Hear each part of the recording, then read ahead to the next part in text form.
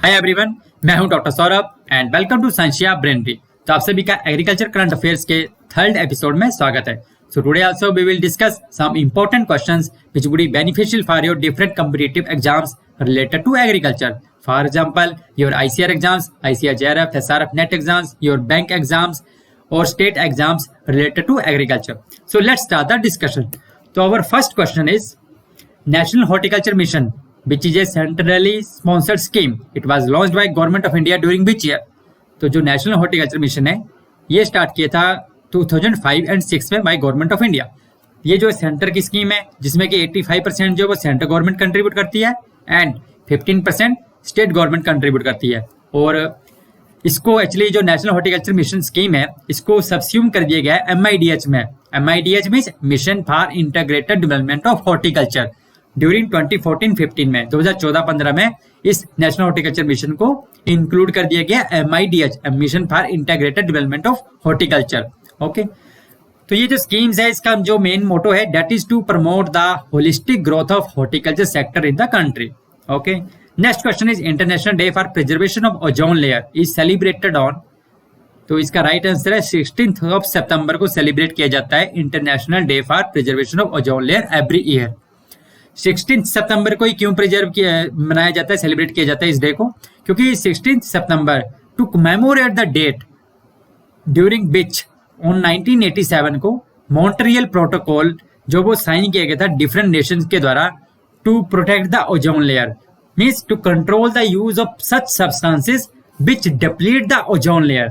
So on this date, तो हम इस डेट को ही कमेमोरेट करने के लिए, मतलब इस डेट को याद रखने के लिए जो है ये ओजोन डे जो सेलिब्रेट किया जाता है, तो इसको हम वर्ल्ड ओजोन डे भी कहते हैं। तो it is celebrated every year on 16 सितंबर। Next question is Khola chilli which registered as a GI tag during 2020 belongs to which state. जो खोला चिल्ली है जिसको अभी recently last year GI tag मिला है, तो वो किस स्टेट को बिलोंग करती है? वो बिलोंग करती है गोवा को। एक्चुअली खोला चिल्ली जो है इसको हम खोलची मिर्ची भी कहते हैं या कैनाकोना चिल्ली भी कहते हैं। एक्चुअली जो गोवा स्टेट में एक कैनाकोना रीजन है तो वहाँ पे ये चिल्ली स्पेशली उगाई जाती है और इसकी मेन जो खास बात है कि इसका ब्रिलियंट रेड कलर होता है, माइल्ड पंजेंट होती है। और ये जो गोवा की जो स्टेट है एक्चुअली इसका जो फर्स्ट एग्रीकल्चर प्रोडक्ट जो है, एग्रीकल्चर प्रोड्यूस जो है जिसको GI टैग मिला है वो भी खोला चिल्ली है। तो खोला चिल्ली जो वो गोवा की फर्स्ट एग्रीकल्चर प्रोड्यूस है जिसको GI टैग मिला है। GI टैग जो दिया जाता है वो geographical indication of goods registration and protection act 1999 के अंडर दिया जाता है। Okay, the next question is recently the first consignment of which crop was exported to Dubai from the Union Territory of Ladakh after a ban of 50 years। तो किस fruit का first consignment जो वो Ladakh reason से export किया गया है? तो वो है एप्रिकॉट का। ठीक है, एप्रिकॉट का जो एक्चुअली 150 kg का जो कंसाइनमेंट है वो एक्सपोर्ट किया गया है दुबई को। तो एक्चुअली ये जो एप्रिकॉट है लद्दाख रीजन जो है, लद्दाख रीजन को it is also known as the home of world's sweetest apricot. World का स्वीटेस्ट एप्रिकॉट जो है उसका होम भी कंसिडर किया जाता है लद्दाख को। और ये जो लद्दाख की जो मेन वैरायटी है जो which is the sweetest variety है अभी तक वर्ल्ड में, जिसमें कि सबसे ज़्यादा TSS फाइंड आउट किए गए हैं, उसका नाम है रक्त से कार्पो। ओके, तो आप ये नाम याद रखिएगा, रक्त से कार्पो। ठीक है, और इसमें TSS होता है 37.9 डिग्री ब्रिक्स TSS होता है जो कि अभी तक हाईएस्ट रिपोर्टेड है इन द वर्ल्ड में किसी भी फ्रेश एप्रिकॉट की वैरायटीज में। तो 37.9 डिग्री ब्रिक्स होता है। So that's why Ladakh is considered as a home of world sweetest apricot.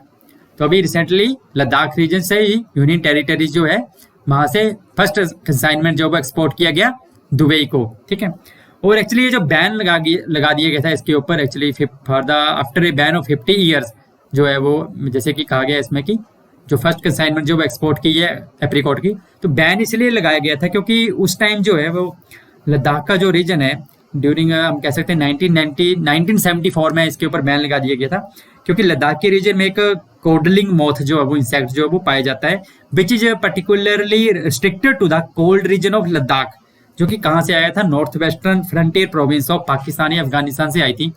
तो बेस्ड ऑन दैट एग्जम्पशन ही ये बैन लगाया गया था ताकि जो कोडलिंग मौत है एक्चुअली, ये दूसरे जो एप्पल ग्रोइंग बेल्ट है हिमाचल प्रदेश में या JNK में, तो वहां पे स्प्रेड ना हो जाए, इसलिए ये बैन लगाया गया था। बट उसके बाद बहुत सारे एफर्ट किए गए कि क्योंकि ये तो सब एजम्पशन के बेस के ऊपर था, उसके बाद बहुत सारे एफर्ट किए गए एंड रिसेंटली द बैन जो है वो हटा दिया गया है एंड फर्स्ट कंसाइनमेंट जो वो एक्सपोर्ट कर दी गई है। Now the next question is which region of India covers maximum area under alluvial soils. तो एलुवियल सॉइल्स के अंडर मैक्सिमम एरिया कौन से रीजन में है इंडिया में, तो वो है हमारा नदरन प्लेन्स। तो right answer is your northern plains. Northern plains में मेनली जो हमारा इंडो गैंगेटिक प्लेन्स हैं, तो वो रीजन जो है वो एलुवियल सॉइल में रिच है। जो एलुवियल सॉइल्स होती हैं एक्चुअली यहाँ पे होता है बहुत ही फर्टाइल होती हैं, प्रोडक्टिव होती हैं एलुवियल सॉइल्स होती हैं।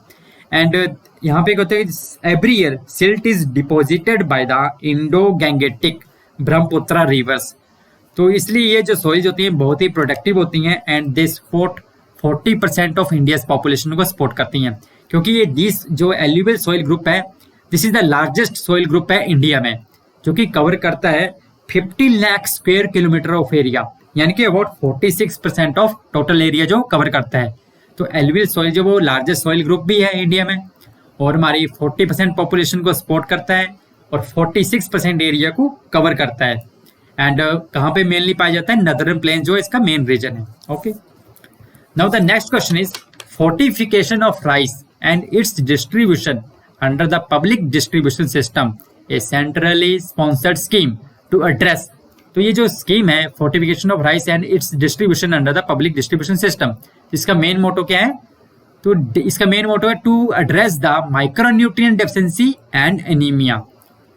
माइक्रोन्यूट्रिएंट डेफिशिएंसी एंड एनीमिया को एड्रेस करना इसका मेन मोटो है। एक्चुअली ये जो स्कीम है ये एक सेंटर की स्कीम है एंड ये जो स्कीम है it is not under the ministry of agriculture and farmer welfare, बल्कि ये जो स्कीम है it is under the ministry of consumer affairs, food and public distribution. तो ये आप ध्यान रखिएगा कि ये स्कीम जो ministry of agriculture and farmer welfare की नहीं है, but ministry of consumer affairs, food and public distribution ministry के अंडर है ये स्कीम जो है, जिसमें कि ये जो एक पायलट स्कीम है सेंट्रल गवर्नमेंट की, जिसमें कि 15 स्टेट्स को सिलेक्ट किया गया है और उस स्टेट में एक डिस्ट्रिक्ट सिलेक्ट किया जाएगा पर स्टेट। तो वहां पे पायलट बेसिस पे अभी ये स्कीम जो है वो लॉन्च की जाएगी और ये अभी स्कीम जो लॉन्च की जा चुकी है जो कि कब से स्टार्ट हुई है, 2019-20 से स्टार्ट हुई है, लास्ट ईयर से, and for a period of 3 years। Okay, now the next question is the first state to fix the MSP for the vegetables. तो फर्स्ट स्टेट कौन सी है जिसने फर्स्ट टाइम जो है मिनिमम सपोर्ट प्राइस जो fix किया है वेजिटेबल्स के लिए। हमें पता है जो MSP दिया जाता है मेनली सीरियल या दूसरी क्रॉप्स के लिए जाता है जो हमारी मेन कैश क्रॉप्स होती हैं, बट तो फर्स्ट स्टेट बन गई है कौन सी है जिसने कि फर्स्ट टाइम फिक्स किया है MSP फॉर द वेजिटेबल्स। तो केरला यहाँ पे राइट आंसर है। तो Kerala has become the first state in the country to fix MSP for the vegetables. Actually initial phase में इन्होंने लगभग 16 वैरायटीज ऑफ वेजिटेबल को MSP जो वो अलॉट किया है, मतलब 16 वैरायटीज इंक्लूड की गई है वेजिटेबल्स की फर्स्ट फेज में। सो केरला जो है वो फर्स्ट स्टेट बन गई है to fix the MSP for the vegetables, minimum support price. Next question is the water holding capacity is highest in. Water holding capacity जो है, वाटर रिटेंशन कैपेसिटी जो है किस टाइप की सोइल की हाईएस्ट होती है, तो जो क्लेई सोइल्स होती हैं। तो right answer is your clay soils, इनकी वाटर होल्डिंग कैपेसिटी सबसे ज्यादा होती है। Next question is which of the following fish type spend most of their lives in the fresh water and migrate to the sea to reproduce. कौन सी fish हैं जो ज्यादातर उनकी जो लाइफ स्पैन है वो फ्रेश वाटर में रहती हैं, बट रिप्रोड्यूस करने के लिए यानी कि ब्रीड करने के लिए वो सी को माइग्रेट कर जाती हैं, मतलब सी वाटर में माइग्रेट कर जाती हैं। तो इसका राइट आंसर है कैटाड्रोमस फिश। जो ये कैटाड्रोमस फिश टाइप है फ्रेश वाटर में रहती है बट ब्रीड कहाँ पे करती है, सी वाटर में। और ये जो एनाड्रोमस फिश है ये उल्टा है इसके, ये रहती सी वाटर में बट ब्रीड करने के लिए फ्रेश वाटर को माइग्रेट कर जाती है, जो एनाड्रोमस फिश है। ओके, तो नेक्स्ट क्वेश्चन इज रानीखेत या Newcastle disease. It is a most serious disease of poultry farm which is caused by. तो ये जो एक वायरल डिजीज है, जो रानीखेत डिजीज है जो एक वायरल डिजीज है। एक्चुअली ये जो डिजीज है सबसे पहले रिपोर्ट की गई थी 1938 में in the new castle area जो है इंग्लैंड में, एंड उसके बाद रानीखेत एरिया जो है हमारा उत्तराखंड में। तो वहां पे ये रिपोर्ट की गई थी 1938 में, एंड ये जो है बहुत ही डिवास्टेटिंग वायरल डिजीज है पोल्ट्री फार्म की। Next question is agriculture census is conducted every कितने साल में एग्रीकल्चर सेंसस कंडक्ट किया जाता है? तो agriculture census is conducted in every 5 years में, हर 5 साल में एक बार एग्रीकल्चर सेंसस कंडक्ट किया जाता है।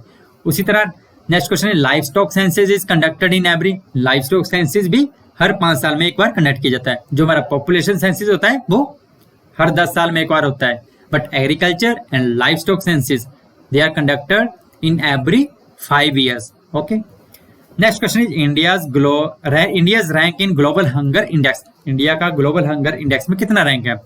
जो recently global hunger index release किया गया था उसमें इंडिया का रैंक क्या है?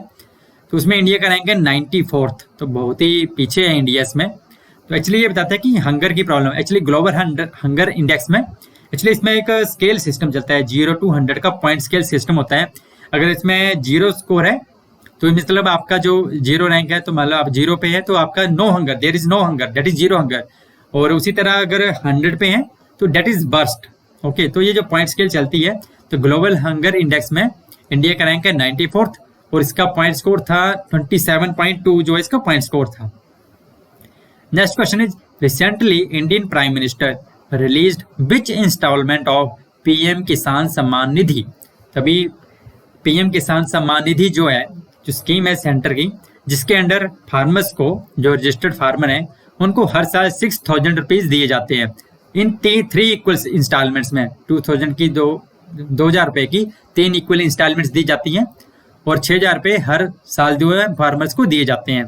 तो अभी कौन सी इंस्टॉलमेंट इसकी जो रिलीज की गई है? तो इसकी 9th इंस्टॉलमेंट जो रिसेंटली रिलीज की गई है।